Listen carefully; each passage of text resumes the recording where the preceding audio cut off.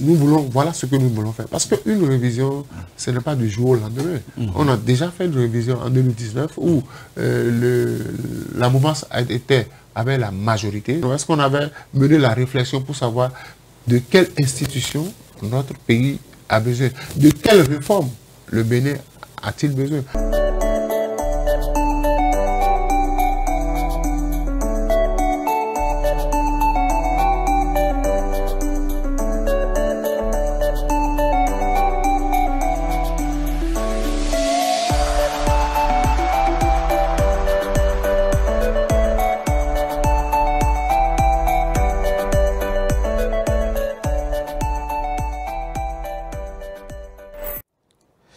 Ils descendent un à un du navire battant pavillon les démocrates et l'on se pose la question de savoir qui sera le prochain à descendre au quai de la mouvance présidentielle. Colère, suspicion, distension interne, coup bas, leadership mal maîtrisé, voilà un peu le tableau peint et qui annonce probablement le requiem du désormais plus grand parti de l'opposition sous le régime de la rupture du président Patrice Talon. La charpente de cette émission portera sur deux sujets majeurs, révision constitutionnelle et après, on se pose la question, les démocrates, est-ce la fin ou une autre chance pour ce parti politique? On va en débattre. Et pour faire le débat ce jour, deux chroniqueurs, Alphonse Moïsoulé, le professeur qu'on affectionne sur ce plateau, et celui-là qui fait son baptême de feu aujourd'hui sur notre plateau, c'est le chroniqueur maison, Romaric Dossa. Mesdames et messieurs, bonjour et bienvenue sur votre émission Free Speech. C'est parti pour 52 minutes de décryptage de l'actualité. On revient juste après ceci.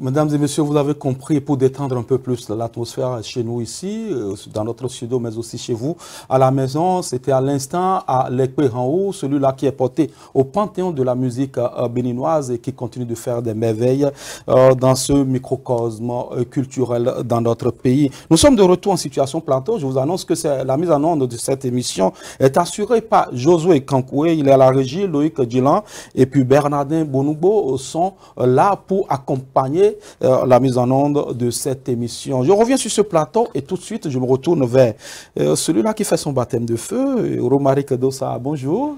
Bonjour, c'est un plaisir d'être sur ce plateau. Oui, ça fait plaisir de vous retrouver. Vous êtes sur d'autres fronts souvent quand il s'agit de Speedline TV, mais aujourd'hui, vous êtes ici pour faire le décryptage. C'est un exercice qui ne vous est pas étranger, je suppose, et donc nous allons nous y mettre tout à l'heure. Je me retourne vers le professeur Alphonse Moïsoulé. Bonjour. Bonjour à vous, Landry. Bonjour à mon collègue Romaric. Oui. Je crois qu'avec lui, nous ferons une belle émission. Je tiens à remercier quand même tous ceux qui ont constaté notre absence sur les plateaux et qui nous ont appelés. C'est vrai que le corps humain, à un moment donné, se fatigue, a besoin d'être régénéré. Voilà. Et nous revenons sur le plateau pour donner notre opinion sur l'actualité politique et internationale. Voilà ce qui sera fait pendant 52 minutes sans relâche. Nous allons prendre tout de suite la main avec Romaric Dossa. Romaric, lorsque vous suivez un peu tout ce qui se passe aujourd'hui au niveau du Parti des démocrates, quelle est votre opinion? Quelle lecture vous faites de cette actualité-là, les démissions par ici, les conférences de presse, les déclarations d'appartenance? On se pose bien la question de savoir qui sera le prochain à débarquer de ce navire, comme je l'ai dit à l'entame de cette émission, de ce navire, les démocrates, parce qu'on ne comprend plus rien. Il y en a qui démissionnent, il y en a qui démissionnent et qui le lendemain reviennent, il y en a qui démissionnent, qui s'en vont, il y en a qui trouvent des arguments pour en parler. Nous allons revenir tout à l'heure sur un cas qui nous a le plus touché, qui moi m'a le plus touché, c'est le cas du départ du secrétaire national à la trésorerie et Justin Adjovi. Je crois qu'on va y revenir tout à l'heure. N'est-ce pas un départ important pour ce parti, les démocrates? Mais avant, dites-nous, qu'est-ce que cela vous dit quand vous regardez un peu ce parti qui portait quand même l'espoir de tout un peuple, nous a-t-on dit? Vraiment, merci pour cette question très pertinente. Et c'est tangible tout ce que vous venez d'évoquer. Et ça fait mal. Ça fait très mal. Et moi, je vois que ce sont des calculs politiques qui ont été mal faits. Et quand c'est comme ça, vous savez, et si on fait un tour, si on visite un peu les propos du président Talon lors de sa dernière sortie, on voit le président est sorti, dit ce qu'il doit faire. Par rapport à l'accord de gouvernance, par exemple, quand le président Talon l'a évoqué, a établi la logique, mais je me suis dit, mais il y a quand même des intellectuels au niveau de ce parti politique. C'est quelqu'un qui a établi les règles du jeu. La personne vient vous dire ce qu'il faut faire. Ça fait très mal. Il fallait voir venir. Vous comprenez? Surtout lorsqu'on a autant d'expérience du côté des démocrates. Exactement. Et maintenant, il dit quelque chose là, j'ai retenu, il a dit, bon, on attend voir, ils ont les 20%. Il reconnaît même que les partis de la mouvance, mais UP à lui seul ne pourra pas. Parce qu'il a vu que la barre est très haute. Vous comprenez? 10%, ça a été difficile. 20%, il sait très bien, il est conscient que c'est difficile. Et pour réussir... Et c'est pour obliger les partis à se mettre ensemble. À se mettre ensemble, vous voyez. Et quand le président Talon vient, il ajoute, il dit, mais vous n'êtes pas censé, vous allez ensemble, allez arracher le pouvoir d'abord et la suite, on verra les principes du départ. Vous comprenez ce que je dis? Oui. Donc, il a même anticipé sur les législatives. Et je me suis dit, anticiper sur les législatives, il dit 20%. 20%, on prie Dieu pour qu'il trouve, pour qu'on ait la paix. Il a tout dit. Il a dit sans accord, ça veut dire, moi, à mon avis, sans accord de gouvernance, ça va chauffer. Ça va être difficile. Ça va être difficile, peut-être même impossible. Impossible. Tout à l'heure, nous allons revenir avec vous. Vous allez nous dire, selon vous, ce qui a peut-être fait le terreau à tout ce que nous observons aujourd'hui au niveau de ce parti. Mais je me retourne vers le professeur Alphonse Moïse Soudé. Quelle est la lecture que vous faites? Ça fait longtemps que nous sommes passés par ici. Les gens nous attendent sur nos opinions, sur ce que nous pensons de la situation. Nous y sommes. Et selon vous, qu'est-ce qui peut avoir été à la base de tout ce que nous observons aujourd'hui au niveau de ce parti? On a déjà dit, mais cela s'est empiré. Je ne sais pas. Selon vous, qu'est-ce qui justifie tout cela? Non, vous voyez, moi, je me réjouis de ce qui se passe. Oui, je me réjouis de ce qui se passe. Et j'ai toujours dit, et je vais le répéter, il y a beaucoup de personnes qui font la politique au Bénin sans conviction. C'est-à-dire qu'on change d'humeur, on change d'opinion en fonction des intérêts en jeu. Quand vous voulez faire de la politique, n'ayez jamais des casseroles. C'est-à-dire si vous avez été opérateur économique, si vous avez occupé des postes de responsabilité, que vous avez des casseroles, on va vous les utiliser pour vous manipuler. Et ça, je le dis, je le certifie. C'est clair. C'est-à-dire que vous ne pouvez pas venir en politique avec des erreurs du passé. Ça vous rattrape. Et au niveau du Parti des démocrates, j'ai dit, les gens sont venus parce qu'on a voulu. Certains sont là pour s'opposer, pas à un système, pas à un mode de gouvernance, mais à une personne. Et ça a commencé, j'ai dit ici sur ce plateau que c'était le calme avant la tempête. Parce que quand le vent va souffler, excusez cette expression, quand le vent va souffler, on verra le derrière de la poule. Et puis le vent a à peine commencé par souffler, les gens ont quitté. Et j'ai dit une fois qu'à l'approche des élections, les rats vont quitter le navire. Et ça n'a pas raté. Et on verra. Je crois que ceux qui aiment le parti, les démocrates, ne doivent même pas s'offusquer de ce qui se passe. Parce qu'on verra véritablement les vrais membres du parti, les démocrates. Parce que les gens sont là. On quitte l'opposition et on va atterrir à la mouvance. Et systématiquement, on soutient le candidat de la mouvance. Qui a trahi une fois, trahira toujours. Et je crois que la nature, ou bien les électeurs ont intérêt à punir les traites. Parce que quand on est dans un parti politique, on y a adhéré. Parce qu'on a lu les textes régissant le fonctionnement du parti. On est d'accord avec les idéaux qui défendent le parti. On est prêt à aller sur le terrain. Mais pourquoi, dès qu'il y a les premières difficultés, les gens quitte le navire pour aller... C'est pas qu'on est devenu neutre, mais on a déjà indiqué sa destination. J'ai vu des sorties ce week-end, j'ai dit, mais ça veut dire qu'on était dans les démocrates sans être dans les démocrates. Et tous ceux qui aiment les partis démocrates doivent savoir que ça se passe. Le jour où le président Patrice Talon va lever la main au niveau de la mouvance, la même chose se passera au niveau de la mouvance. C'est parce qu'aujourd'hui, les gens n'ont pas le courage d'exprimer leur ressenti. Ils sont obligés de subir. Ils sont obligés de subir. Donc, ils sont là. S'ils avaient la possibilité de quitter la mouvance pour l'opposition, d'autres le feraient. Parce que c'est une affaire d'intérêt. Ce n'est pas une affaire de conviction. Et je constate que ceux qui font la politique au pays, attendez les heures à venir, quand on va déposer les listes au niveau de la Sénat. Et pour les législatives. Pour les législatives, il y a des gens qui n'ont pas été positionnés pour les communales et qui ne retrouvent pas leur nom sur les législatives, vous allez voir, ça va bouder. Ça va bouder parce qu'ils vont dire, nous n'avons plus rien à perdre, on n'a pas été positionné pour les communales, on n'a pas été positionné pour les municipales, par conséquent, on n'a plus rien à perdre et ça va bouder. Et je crois que le parti, les démocrates, va se reconstituer de lui-même. Quand certains vont partir, forcément, il va rester un noyau dur.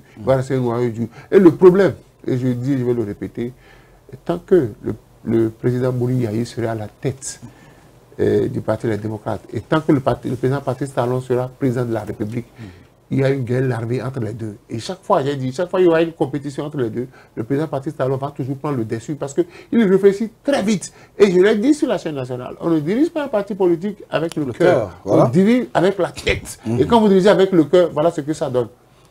Mais lorsque le président Patrice Talon, au cours de son entretien, dit qu'il aurait souhaité même que la Constitution ou que les constitutionnalistes votent une loi pour écarter lui et le président Boni Yayi de l'arène politique afin qu'il y ait une saine émulation, qu'est-ce que vous comprenez à travers ces propos? Oui, l'entretien du chef de l'État, la dernière fois, il a été clair. C'est-à-dire qu'il a démontré que au niveau du parti Les Démocrates, certains étaient prêts à accepter un certain nombre de réformes. Mais celui qui portait ce parti-là, à savoir le président Boni Yayi, a constitué un handicap.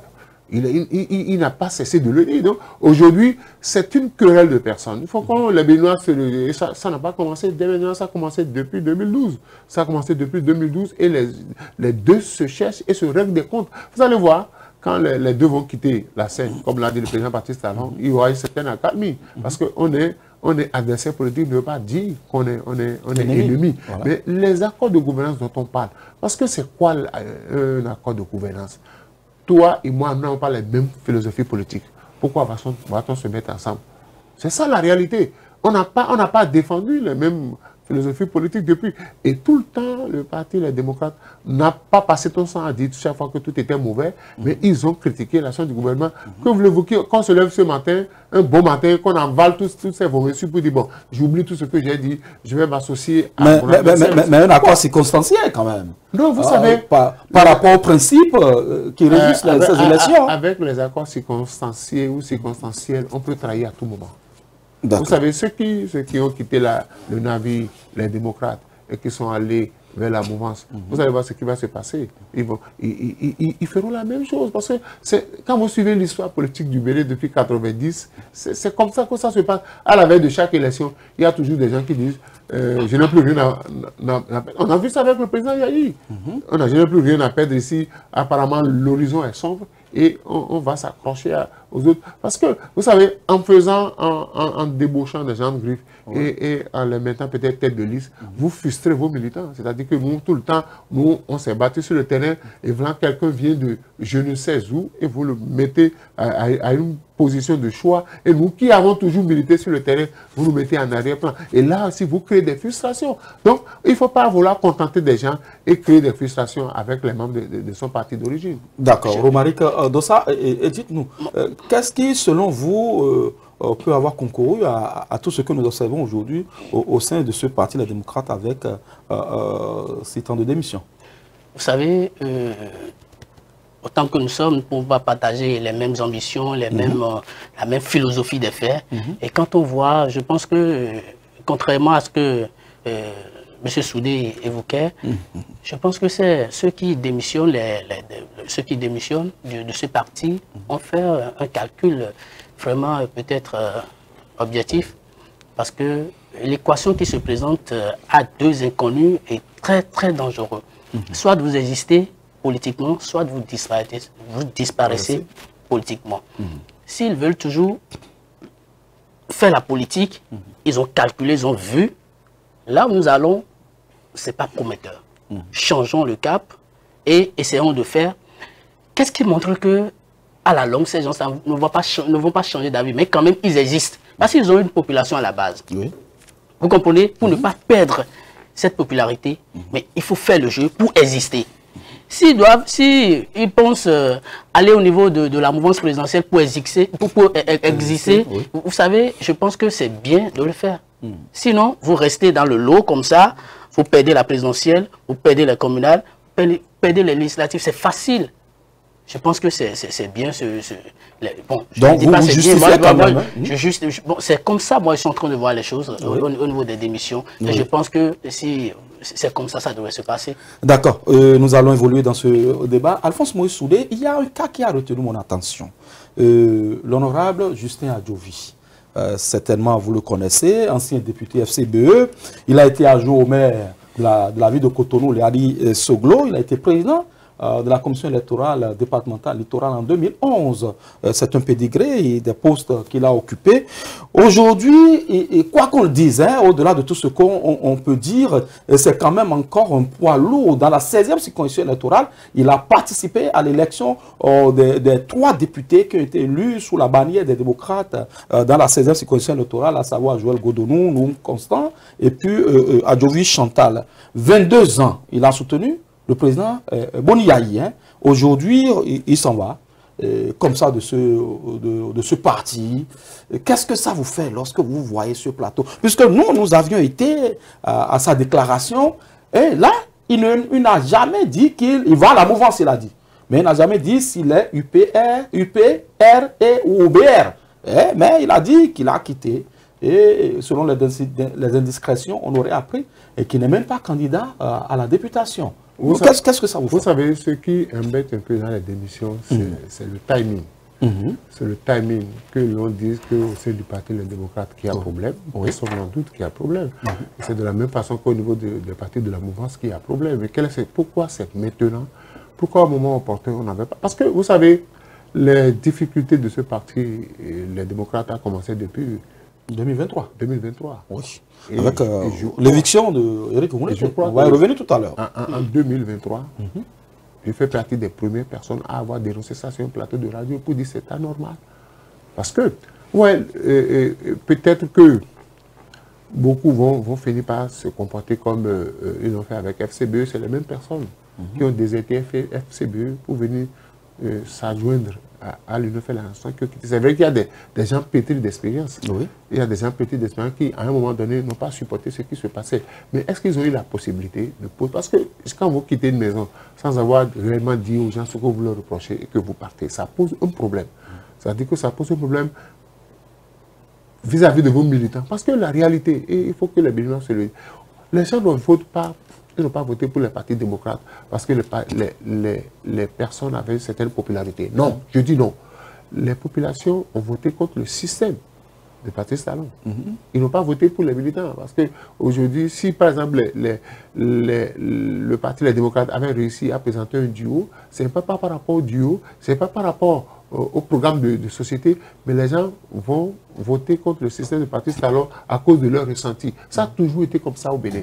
C'est de la même façon que le parti talent est venu au pouvoir en 2016. C'est de la même façon que Boniaï est arrivé. C'est de la même façon que les témoins ont ramené et Mathieu Kérékou comme Soglo. Donc, ce n'est pas une question il a fait les routes, il a fait des grands projets, mais on combat un homme. Dès qu'on a des différends réglés avec un homme, on associe les populations à cette lutte-là. Donc je dis, ceux qui sont partis avec le temps, on saura bien, c'est dommage que le parti soit en train d'être vidé de ses cadres. De ses cadres, des hommes d'expérience, mais qui à un moment donné n'ont pas su taper du poing sur la table. Ils se sont laissés peut-être endormis. Ils ont dit, bon, ça va s'arranger, ça va s'arranger. Mais finalement, je dis, ils auraient pu attendre que nous passions le cap des élections générales. Parce qu'ils ont fait des promesses. Ils ont fait des promesses à leurs militants par rapport aux élections générales de 2026. Mais on constate qu'ils ne seront pas à la présidentielle. Ils ne seront pas au municipal. Tout à l'heure, voilà, avec la révision de la Constitution, si on parlera de présidentielle de 2026, ils ne seront pas à la présidentielle, ils ne seront pas au municipal et je ne sais pas parce que, si seront législatifs. Parce que ce qu'on leur a reproché par rapport au municipal, moi, ça m'embête un peu. C'est-à-dire que quand vous savez que vous allez loin, vous affûtez vos âmes. Mais quand vous quittez, parce que ceux qui quittent la mouvance, c'est leur droit de quitter le LD. Mais quand ils vont là-bas, c'est qu'il y aura vis-à-vis d'eux, il y aura une méfiance et une prudence. Ceux-là ont trahi en venant nous rejoindre. Est-ce qu'un jour, ils ne vont pas nous trahir et rejoindre quelqu'un d'autre? C'est ça la réalité politique. C'est pour dire que là, c'est une question d'intérêt. Les gens quittaient le Parti des démocrates pour des intérêts que vous et moi ne pouvons pas étaler sur ce plateau. Mais est-ce que là-bas, ils seront les bienvenus? Est-ce que là-bas, ils auront la pleine confiance des responsables du parti? Est-ce que Moïse Alphonse Soulé, est-ce que ce qui se passe actuellement au sein de ce Parti, les démocrates, permet à ce que les gens puissent rester toujours? Parce que on a entendu beaucoup de choses se dire. Quand je prends le cas principalement du secrétaire national à la trésorerie, Justin Adjovi, qu'est-ce qui, selon vous, peut avoir laissé celui-là partir comme ça? Est-ce qu'il y a eu une mauvaise gestion des fonds du parti? Parce que c'est lui qui gère l'argent. Est-ce qu'il s'est vu peut-être lésé dans ses responsabilités? Moi, je n'étais pas à la déclaration. Mais forcément, si quelqu'un qui décide de quitter le navire LD... Il dit qu'il n'avait pas voix au chapitre. Lorsqu'on a écouté un vous peu, savez... Et il nous a dit, il a dit devant tout le monde le samedi du côté de Bégamé, sur le terrain de Bégamé, qui n'était pas écouté. Et que l'autre chose, il a sacrifié quand même ses intérêts pour le parti parce qu'il aurait pu être député en 2023 dans la 16e qui n'a pas été... Je suis parfaitement d'accord avec lui. Ok. Mais le problème, c'est quoi? Pourquoi? Parce qu'on a dit que c'est un parti du peuple. Pourquoi on n'avait pas posé ces problèmes-là? Moi, ce n'est pas le fait de partir qui me dérange. C'est le timing. Pourquoi c'est maintenant? Pourquoi c'est maintenant? C'est-à-dire que lorsqu'on a commencé par élaborer les listes, on a commencé à parler des élections, c'est là que les difficultés se sont apparues au grand jour. Parce que s'il y a mésentente, il y a malentendu dans le parti, et que vous dites que vous êtes le parti du peuple, vous avez pratiquement fait réserver le peuple, et que vous n'êtes jamais allé vers le peuple pour poser les problèmes. Écoutez, moi je prends le cas d'Éric Moundete. Il a subi toutes les humiliations, mais il refuse de partir. Parce que l'initiative de créer ce parti-là vient de lui. On ne sait pas qui sera le prochain à débattre. Et non, il a associé des personnes pour dire nous allons créer le parti. Forcément, il défend un idéal. Mais si tout le monde doit quitter les partis politiques parce qu'ils ne sont pas écoutés, leurs intérêts ne se sont pas assouvis, je crois que la mouvance va bientôt se vider. La mouvance va bientôt se vider. Mais je dis au-delà de ça. La mouvance ou l'opposition? La mouvance va bientôt se vider. Ok. Je dis la mouvance. Oh, vous savez, quand on a choisi Wadaï, vous avez vu les rumeurs, les grouilles, mais le leadership du président de la mouvance a permis à calmer les uns les autres. À calmer les uns les autres. Voilà. Mais ça ne s'est pas passé. Du côté de LD, il y a eu de l'indiscipline. Disons les choses clairement. Elle dit qu'il ne faut pas laisser éclater les problèmes à l'approche des joutes. Elle dit qu'on aurait pu déjà, depuis 2023, on aurait déjà créé des assises pour régler. Les problèmes n'ont pas commencé aujourd'hui. Mais pourquoi, j'ai dit, mais pourquoi ils attendent le moment où on veut lancer les échéances pour commencer par nous dire il y a problème, il y a problème. C'est dangereux parce que pour eux-mêmes, ils ne seront plus crédibles aux yeux peut-être des électeurs. Ils ne seront plus crédibles aux yeux de leurs nouveaux partenaires politiques. Nous allons nous rapprocher. La rédaction de Speedline TV va certainement se rapprocher d'un de ces cadres pour savoir dans le fond ce qui peut justifier réellement le départ de ceux-là qui apportaient beaucoup pour ce parti. Mais dites-moi, oui, je vais vous donner une image simple. Oui. Tu épouses ma fille. Tu épouses ma fille. Tu n'es jamais venu me dire quoi que ce soit concernant ma fille pour dire elle a tel comportement. Et un matin, je vois ma fille au portail et dit mon mari m'a chassé.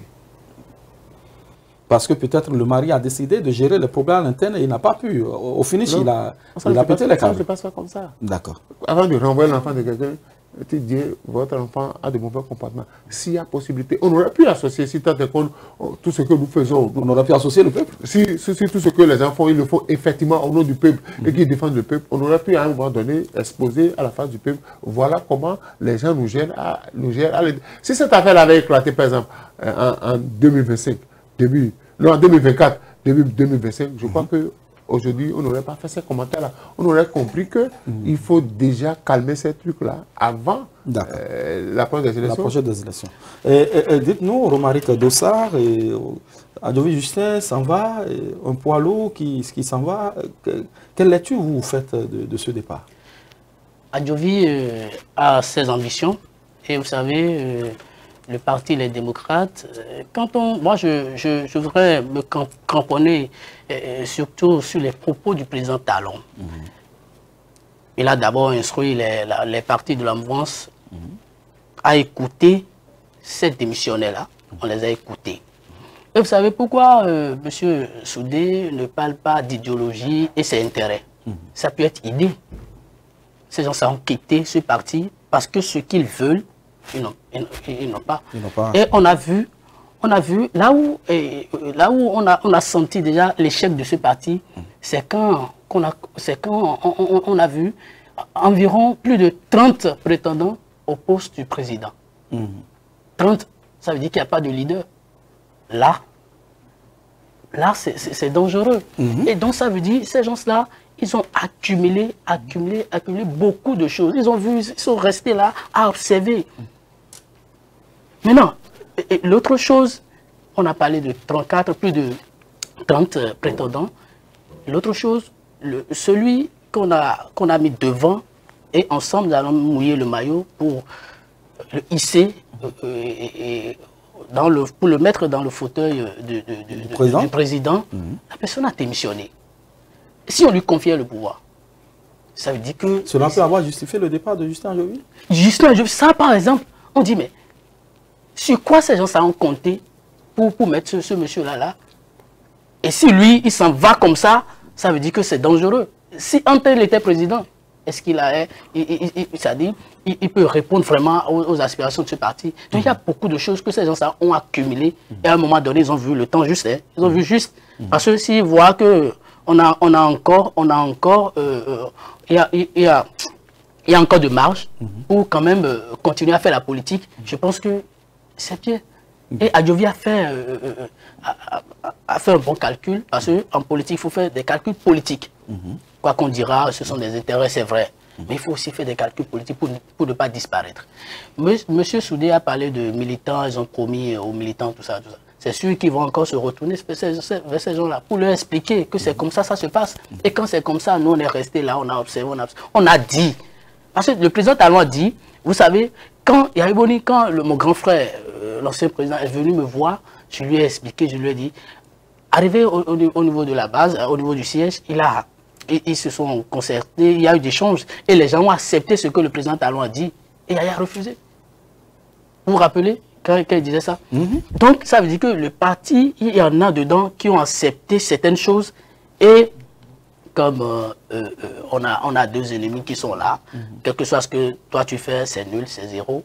Il y en a des gens là quand même qui ont vu ce que le président Talon fait, et on peut prendre quelques réformes là qui seraient salutaires pour le Bénin. D'accord. Vous comprenez, quand ça ne marche pas, ils sont obligés de quitter le parti. De quitter le parti. Cela aurait été votre position aussi si vous étiez à sa place. Peut-être. Nous allons continuer, Moïse Alphonse Soudé, et dites-nous, Éric Oumouleté, voilà encore un autre poids lourd de ce parti. Il est l'un des pères fondateurs de ce parti, on le dira comme ça. 20 ans déjà dans l'opposition, 10 ans contre le président Boniaï, 10 ans contre le président Patrice Talon. Quelle est la porte de sortie que vous entrevoyez pour ce mastodonte de la politique béninoise, Éric Oumouleté? Je crois que il va récupérer son parti. Il va récupérer son parti. Le parti lui appartient. C'est lui qui a l'initiative. Ce que j'ai appris, c'est lui qui a l'initiative et qui a appelé certains pour l'aider à porter l'initiative. Et quand vous remontez à 2023, quels sont les reproches faits à Éric Oumouleté pour l'enlever? On a dit que Oumouleté était proche du président Patrice Talon. Et le dernier vote, il y a eu 11 députés qui détenaient 11 procurations. On va y revenir tout à l'heure. Mais vous savez pourquoi? Parce qu'on a soupçonné certaines personnes d'avoir des affinités avec le chef de l'État Patrice Talon. Qui d'entre eux n'a pas d'affinité avec le chef de l'État Patrice Talon? Disons la chose clairement. Qui d'entre eux n'a pas d'affinité avec le chef d'État Patrice Talon. Mais voilà les choses qui ont fait le terrain au départ. Il y a des réalités. Le président Bouyaï se trouve où aujourd'hui? Vous dirigez un parti, les députés commencent, vous dites que vous allez vous soigner. Au nom de Dieu. Mais là, ça tient à votre tour. Deuxième chose, à Gojo, il s'est battu des pieds et des mains pour qu'on le désigne candidat. À la moindre catade, il dit qu'il va s'occuper de son cabinet, de sa famille. Il ne savait pas ça. C'est comme ça qu'on fait de la politique. Et cela ne suffit-il pas Est-ce qu'on fait de la politique des comme gens? ça? Non, vous savez. Quels sont ceux qui ont participé à étouffer les voix au sein du parti politique Les Démocrates? Si vous voulez, on va décortiquer ça. Qui sont ceux qui ont participé à étouffer des voix? Écoutez-les. Écoutez-les. J'ai dit, c'est leur droit de parti. Mais le timing choisi, c'est comme s'il y a connivence. C'est le timing qui pose problème. Hein. Si c'était en janvier 2025 que ça... Le Béninois n'allait pas s'intéresser à ça. Ils auraient pu régler ça avant. Et vous voyez ce qui s'est passé à la Sénat quand on est allé déposer la liste. Encore là, la Sénat continuait de bousculer des noms. D'accord. Parce qu'il y a des gens qui ont voulu s'imposer. Parce que, vous savez, il y a des problèmes profonds au sein de ce parti-là. Et je dis, le vent qui est en train de souffler permettra de savoir qui sont les vrais militants du parti LD. Parce que ce qui est sûr, tout le monde ne partira pas du LD. Des gens vont rester et vont s'efforcer à reconstituer. Ils peuvent ne pas avoir les députés en 2026, mais ils seront encore sur la scène politique. Ils ont encore 6 ans, 7 ans pour se préparer. Parce qu'on a dit, c'est un an avant l'élection qu'il faut commencer par critiquer les actions du gouvernement. Ils vont affûter les armes pour aller aux élections. On saura désormais, après le dépôt des listes, on saura désormais qui est réellement opposant et qui est hybride, c'est-à-dire le jour qui fait l'opposant, la nuit il va faire le mouvement. On saura ça. En tout cas, on verra tout cela dans les prochaines heures parce que c'est déjà demain mercredi le dernier délai pour le dépôt des listes. Romaric Dossa, à quand le bout du tunnel pour les démocrates? En 1, 2, 3 mouvements, parce qu'on va progresser dans ce débat. Vous savez, le parti d'opposition, les démocrates, doit revoir sa politique en son sein. Parce que là où nous sommes, on voit que c'est déjà trop tard. Demain, d'ailleurs, c'est fini. Donc, on voit ce qui va se passer. On s'imagine. On s'imagine, on voit. Hein. Parce que, vous savez, moi, le président Talon, les gens ont du mal à écouter, à suivre ce monsieur-là. S'il veut faire, il dit. Donc là où il va, là, on sait. Et par rapport aux réformes, dans les 24 circonscriptions, le monsieur est conscient qu'un parti politique à lui seul ne pourra pas réunir 20% dans ces 24. Maintenant, par quelle alchimie, par exemple, le parti Les Démocrates peut avoir un député, un seul au moins?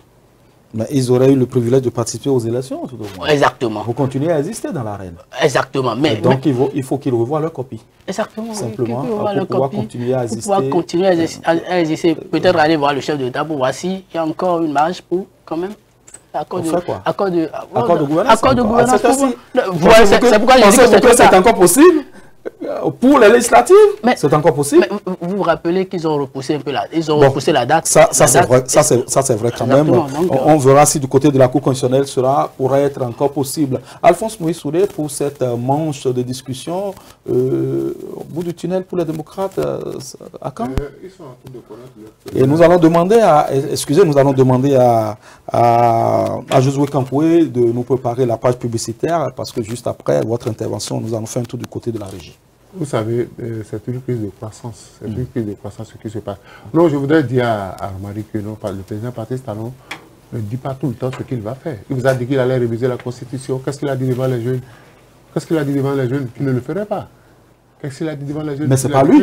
Écoutez, arrêtez ça. Mais c'est pas lui. Arrêtez de dire des parce que venant de lui, ça allait être un projet de loi, non? Arrêtez ça. Non, institutionnellement, c'est pas lui qui a initié cela. Arrêtez ça. Ce sont les députés. Arrêtez ça, s'il vous plaît. Oui, allons-y. La Constitution a été révisée.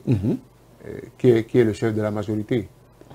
Ceux qui ont introduit la loi... Dans la séparation des pouvoirs? Ceux qui ont introduit les réformes là, vous allez me dire qu'ils ne se sont pas rapprochés du chef de l'État. Arrêtez ça. Ce que je dis, c'est une crise de croissance. Et aujourd'hui, on est en train de voir les vrais hommes politiques, ceux qui font de la politique pour des intérêts. J'ai dit, je vais répéter pour conclure, quand vous voulez faire de la politique, ne quittez pas le monde des affaires pour faire la politique. n'ayez pas des sociétés, n'ayez pas des choses à vous reprocher. Dès que vous avez des choses à vous reporter, ça va être utilisé comme arme contre vous, pour vous déboussoler. D'accord. Merci Alphonse Moïse Soudé. Ceci reste votre opinion et c'est des choses que vous êtes en train de dire à ceux qui veulent s'aventurer dans la sphère politique les années à venir. Nous allons faire un tour du côté de la régie avec Josué Kankoué et on revient en situation plateau. Speedline TV désormais très proche de vous. Pour vos réalisations et diffusion de spots publicitaires, publics reportages, couverture médiatique, émissions, communiqués, avec Speedline TV, c'est presque gratuit. Vous avez des meilleurs prix. Pour tous vos produits et services, nous vous offrons des espaces publicitaires à travers nos émissions, nos feuilletons et séries. Profitez de notre période promotionnelle pour atteindre vos clients partout sur le territoire national, partout en Afrique et dans le monde entier. Avec Speedline TV, votre visibilité est assurée. Speedline TV est situé à Akpapa, au téléphone 99 00 84 49. Speedline TV, votre télé. Et voilà, nous sommes de retour en situation plateau pour la deuxième manche de cette émission où nous parlerons de la révision de la Constitution avec le feuilleton que nous avions suivi. Les démocrates sont sortis, ou le parti est sorti, le samedi en soirée, et pour nous exposer un peu tout ce qui s'est passé à l'Assemblée nationale. On a entendu après cela le président de la commission des lois, Orden Aladatin, l'honorable Orden Aladatin, se pencher sur la question. Beaucoup. Nicolas Fagnon et tout le reste, ceux de la mouvance ont réagi par rapport à ça. Dites-nous, Alphonse Moïse Soudé, lorsque vous regardez un peu ce qui s'est passé au niveau de l'hémicycle, est-ce que vous pensez que tout a été fait dans les règles de l'art? Je vais dire quelque chose qui va surprendre beaucoup de personnes. Regardons autour de nous, dans notre milieu, tous ceux qui se sont associés à des choses qu'on a dénoncées, où est-ce qu'ils sont devenus? Parce que la nature ne rate pas certaines choses. Moi, je n'étais pas là. Mais on a dit qu'on a coupé le Coran 3 fois. Mais je constate qu'un camp dit qu'on a coupé le Coran 3 fois. L'autre camp dit non, que c'est des comportements de mauvais perdants. Ce qui est sûr, on a constaté que la Constitution a été révisée. On tourne la page, on passe à autre chose. Simplement parce que vous et moi, nous n'étions pas à l'Assemblée nationale. Et personne ne peut dire réellement ce qui s'est passé. Bon. On a vu des images circuler, on a vu chacun tenir son discours. Mais je dis, chacun aura associé son nom à une page blanche ou à une page noire de l'histoire. Mais ceux qui se sont associés souvent à de ces genres de projets, quand vous regardez dans la nation béninoise, ceux qui sont devenus, je n'ai pas envie de citer des noms, il y a des gens... Non, on n'a pas cité des noms ici. Mais je te dis une chose... Au-delà des intérêts particuliers, partisans et courtisans, nous devons passer à la République. Moi, je dis, en soi, une révision constitutionnelle ne devrait pas poser problème si elle était consensuelle. C'est-à-dire qu'on associe toutes les forces vives. Moi, je parle de forces vives de la nation. Je ne veux pas seulement me consacrer aux hommes politiques. Mais il y a la société civile, il y a beaucoup de structures dans la République qu'on pouvait quand même associer pour dire voilà ce que nous voulons faire. Parce qu'une révision, ce n'est pas du jour au lendemain. On a déjà fait une révision en 2019 où la mouvance avait la majorité. Donc, le Parlement était constitué rien que des gens de la mouvance. Pourquoi un certain nombre? Est-ce qu'on avait mené la réflexion pour savoir de quelle institution notre pays a besoin? De quelle réforme le Bénin a-t-il besoin? Parce que si on avait mené la réflexion, on aurait fait la révision une fois. Dieu seul sait ce qui va se passer dans les jours à venir. Est-ce qu'on a fini de toucher à la loi fondamentale? Qui sait, peut-être avant le départ du président Patrice Talon, on va à nouveau encore toucher à la loi, on ne sait jamais. Parce qu'on pourrait se rendre compte qu'il y a des éléments que l'on a oubliés. Moi, je m'attendais, c'est bizarre, que le chef de l'État, Patrice Talon, lors de la campagne 2016, disait que désormais, il faut donner la possibilité aux membres de la HAC d'élire leur président en leur sein. J'ai attendu toutes les réformes que l'on a faites jusqu'à maintenant. Personne n'a eu le courage d'introduire cette réforme dans la Constitution, parce que pourtant on l'a dit depuis 2015-2016. C'est peut-être un chantier. On attendait que, bon, dans la nouvelle révision de la Constitution, qu'on disait certaines autres choses. Moi, je m'attendais à ce qu'on dise désormais, on a donné la possibilité au chef de l'État, par exemple, de faire des prêts au nom de la République, quitte à rendre compte à 90 jours après. Oui. Moi, je me suis dit que bon, on allait peut-être sauter ça, donner à l'Assemblée nationale le pouvoir de contrôle de l'action gouvernementale. Bon, on n'est pas allé sur ça. Moi, je ne suis pas président de la République, le chef de l'État. Ceux qui ont introduit la réforme savent dans quel objectif ils ont introduit ces différentes réformes-là. Cette constitution est peut-être perfectible. Hein, tout ce que vous avez dit, cela reste peut-être des chantiers sur lesquels le prochain président va peut-être se pencher. Vous allez nous dire tout à l'heure, sommes-nous déjà dans une nouvelle République? Vous allez nous le dire tout à l'heure, mais je demande à Romaric Dossa, lorsque vous voyez cette révision de la Constitution, et vous avez été à la conférence de presse des démocrates le samedi dernier, l'un dans l'autre, hein, qu'est-ce que cela vous inspire, tout ce qui a été fait là?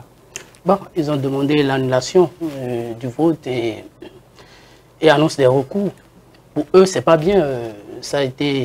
Cette loi a été votée dans des conditions, disons, non légales, peut-être selon eux. Et quand on voit l'honorable Orden Adati, il a expliqué, il a démenti tout ce qui a été dit. Vous voyez? Donc, tout ce qu'on sait, c'est que cette loi, ce projet de loi a été voté et à l'unanimité, disons, la majorité a voté pour. Quand on dit 90 sur 109, 90 sur 109, bon, contre 19, on se demande, mais pour l'heure, tout de suite... Mais les démocrates ont dit que personne, pas mieux, sur les 22 personnes n'a voté pour. Qu'est-ce qui s'est passé selon vous? C'est bizarre, vous savez. C'est de l'alchimie. Si on vote dans l'anonymat, c'est-à-dire vous ne savez pas qui a voté ou qui n'a pas voté. Moi je vote.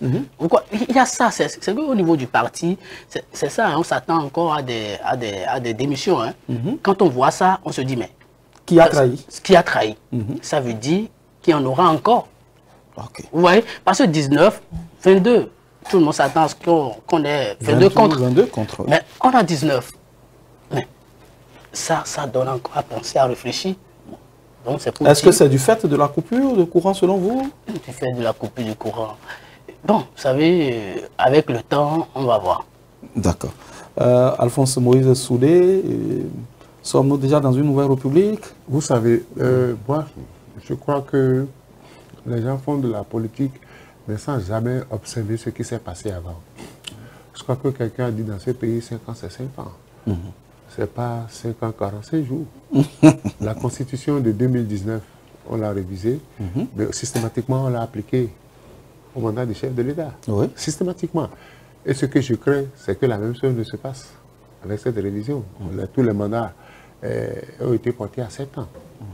Et systématiquement, on peut décider que le chef de l'État fasse les 7 ans. Donc, je l'ai dit, quand j'ai vu ça, j'ai souri, parce que qui vous souvenez, j'ai parlé déjà sur ce plateau de bonus. J'ai déjà parlé de bonus. Oui. Et les gens m'ont dit, non, tu racontes des coups. Si on décide que c'est dans la continuité, le chef de l'État doit faire les 7 ans, donc il a 2 ans, toutes les élections vont être reportées en 2028, parce que c'est les élections générales, c'est année électorale. On ne peut pas organiser une élection l'une avant l'autre. Donc si le chef de l'État... on applique la loi et qu'il doit faire les 7 ans, systématiquement, les députés font les 7 ans. On va prolonger leur mandat. Ne devrait-on pas laisser les constitutionnalistes nous dire de quoi cela relève? Est-ce que c'est une révision politique, hein? Ne nous trompons pas. Quand vous regardez les attributions du Sénat, a priori, il n'y a pas de problème. C'est-à-dire c'est des attributions nobles. C'est-à-dire qu'on veut quand même améliorer notre vécu, on veut améliorer la situation politique. Mais les conditions dans lesquelles on a fait cette révision, c'est ça qui pose problème. Et des conditions dans lesquelles on va mettre en application ces différents nouveaux articles, c'est ça qui pose problème. Donc je dis, si nous revenons sur ce qui s'est passé en 2019, les 45 jours, le chef de l'État, on peut décider d'offrir 2 ans de bonus au chef de l'État. Donc les élections, ça veut dire que... Selon la nouvelle constitution. Oui, puisque c'est 7 ans, son mandat finira en 2028. En 2028, systématiquement, comme ce sont les élections générales, année électorale, les députés vont en 2028, les maires vont en 2028. Et là, parce que quelqu'un l'avait déjà dit, on a trouvé qu'il était un illuminé. L'honorable Soudakou l'avait déjà dit. Et je crois que depuis qu'on a voté la Constitution, son interview tourne en boucle. Sur les réseaux sociaux, oui. Le président candidat Assanay, pour qu'il y ait du respect, avait déjà dit, Obi et Orbi, qu'en 2026, il n'y aurait pas d'élection. Et tout le monde savait que le taux de 20%, ça posait problème. Quand vous écoutez les gens en offre, ils vont vous dire, ça sera difficile à n'importe quel parti politique d'obtenir les 20%. Mais on a dit qu'on va essayer. Donc je dis, si on met en application cette constitution-là, c'est que bon, tout le monde va gagner bonus 2 ans. Mais les traites seront punies. Ah bon? Parce que la loi dit, quand vous démissionnez de votre parti, vous perdez votre siège. C'est-à-dire que tous ceux les députés qui ont quitté LD systématiquement cèdent leur place à leurs suppléants. Okay. Et on va différer. On va différer. Les élections veut dire que ce que je t'ai promis en 2026, ce n'est pas évident que ce soit valable en 2028. 2028. Du coup, on ne sait pas si le candidat Ouattara sera encore reconduit en 2028. C'est-à-dire que c'est un boulot, c'est une série de bouleversements politiques. Donc beaucoup de choses à venir encore. Beaucoup de choses à venir parce que personne n'a vu venir la révision de la Constitution. Il y a des tailleurs de Constitution qui ont réfléchi pour dire attention, et ça va se faire. Donc il y a ces traites-là qui seront dessus. Il y a que le candidat Romia Ouattara, il va devoir différer ses ambitions de 2 ans. De maintenant à 2028, beaucoup de choses vont changer. Le chef d'État peut-être on va trouver d'autres à la place de Ouattara. Et donc, les gens, en révisant la Constitution, nous lancent comme ça dans une série de bouleversements politiques. Donc, j'attends que les constitutionnalistes viennent.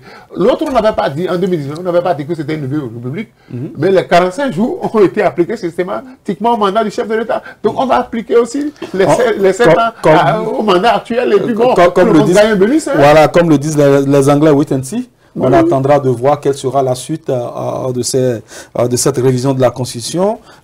Romaric, dites-nous, quelle est l'issue que vous entrevoyez peut-être pour cette révision-là?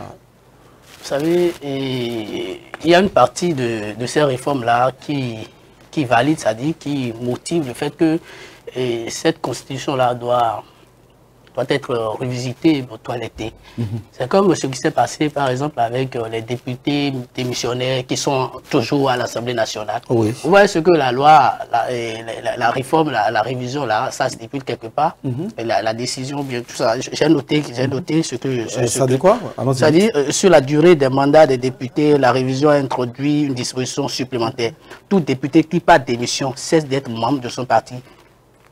Oui. Et l'ayant présenté à l'élection législative perd son mandat. Mais c'est là que je dis que les traites seront punies. Vous voyez ça? Les traites seront punies. Ils ont anticipé en même temps. Donc ça veut dire que chaque fois, c'est la dynamique. Il faut voir la dynamique actuelle. C'est-à-dire, qu'est-ce qu'il faut faire? Donc si on introduit le Sénat également, ça veut dire que c'est pour résoudre un problème. C'est-à-dire un conseil des sages qui seront là, qui vont veiller, qui vont réguler la vie politique pour c'est-à-dire le développement du pays, pour apporter quelque chose. Parce que certainement, vous savez, les mandats en Afrique, par exemple, quand on amène ça, quand on amène la durée à 7 ans, vous allez voir, ils ont compris que les 5 ans, renouvelables, une seule fois. Ouais. Donc, ils ont constaté, ils ont vu que les 5 ans sont insuffisants.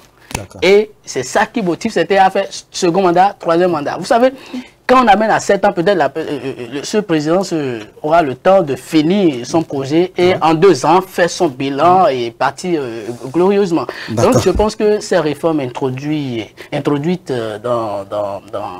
dans cette loi-là, je pense que c'est prometteur. C'est quand on écoute qu'on sent que le miel n'est pas amer, comme le dirait l'autre. Alphonse Moïse Souré, nous sommes à la fin de cette émission. Il y a une rubrique que nous avons occultée depuis quelques temps. Voilà, encore 1 minute pour finir cette émission. Un coup de gueule, au grogne. Qu'est-ce qui vous a marqué ces derniers jours pour qu'on puisse finir cette émission ce sera votre mon coup de gueule, c'est toujours vis-à-vis de la SONEB. Ok, toujours. Vis-à-vis de la SONEB. SONEB, il y en a marre, quoi. Il y en a marre, c'est pas gentil. C'est vrai. SONEB, il y en a marre. Voilà les préoccupations des Béninois. On s'en bat les pattes avec la révision de la Constitution. Donnez-nous de l'eau, donnez-nous de l'eau. Voilà. On paye la facture, donnez-nous de l'eau. On nous a dit que fin juillet, que la situation allait être réglée. Mais vous imaginez, malheureusement, il y a des zones où encore on n'a pas de l'eau. Donnez-nous de l'eau. On peut ne pas nous donner ce que nous demandons. Mais le minimum, pour nous, on a besoin d'eau.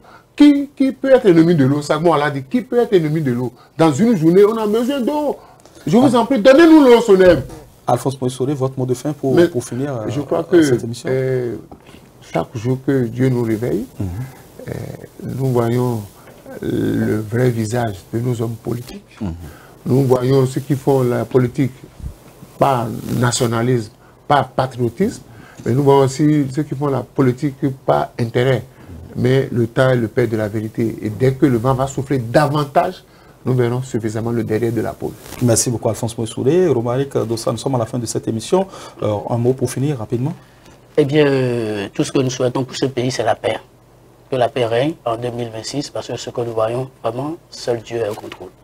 Dieu sera toujours au contrôle de cette nation qui est une nation bénie. Mesdames et messieurs, vous avez compris, nous avons passé en revue l'actualité. On a parlé du Parti des démocrates à quand le bout du tunnel. On a surfé un peu sur la révision de la Constitution et ce qui pourrait advenir de cette révision de la Constitution. Nous disons merci à tous ceux qui nous suivent d'un peu partout dans le monde entier. Et si vous nous avez manqué, c'est parce que nous avions eu le temps de nous préparer pour revenir.